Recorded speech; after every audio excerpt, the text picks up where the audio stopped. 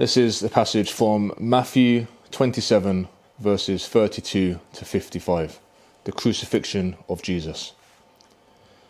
As they were going out, they met a man from Cyrene named Simon, and they forced him to carry the cross. They came to a place called Golgotha, which means the place of the skull. There they offered Jesus wine to drink mixed with gall, but after tasting it, he refused to drink it. When they had crucified him, they divided up his clothes by casting lots, and sitting down, they kept watch over him there.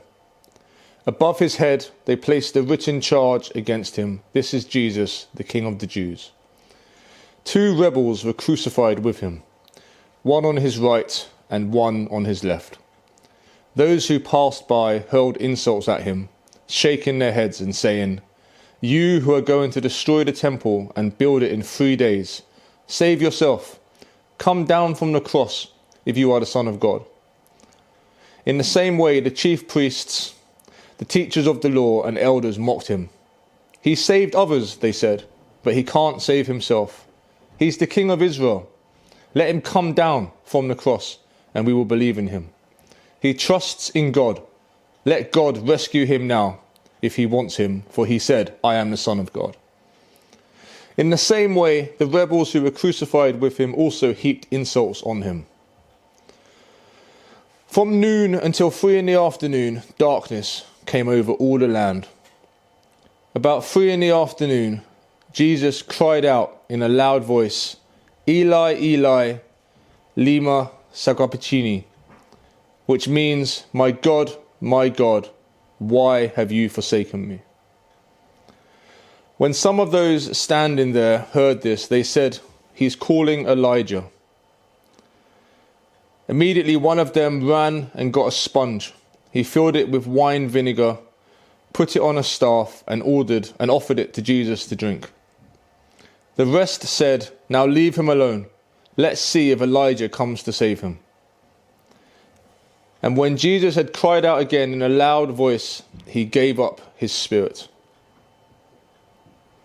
At that moment, the curtain of the temple was torn in two from the top to the bottom. The earth shook, the rocks split, and the tombs broke open.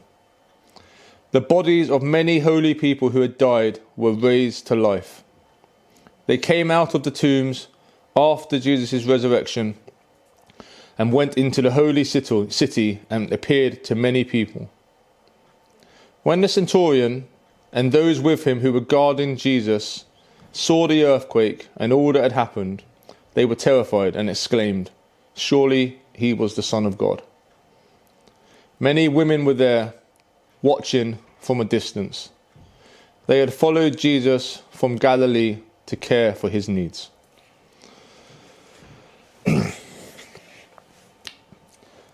I think in lots of ways, Jesus' life and death were a bit of a contradiction. The way he used the strength and the power that he had is in stark contrast to the way that we see so many powerful and influential men using their power in the current day. Throughout Jesus' life, we see him treat people with love and kindness, never using his power for personal gain.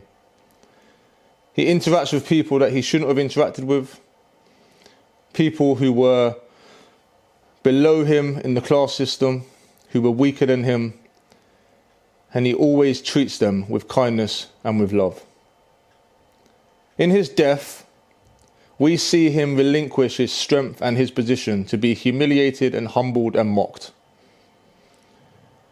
This isn't the Hollywood ending. Jesus died crying out for his God. I think we can look at the way that Jesus lived and the way that he died to understand that power, strength, and masculinity should ultimately be loving, kind, and sacrificial.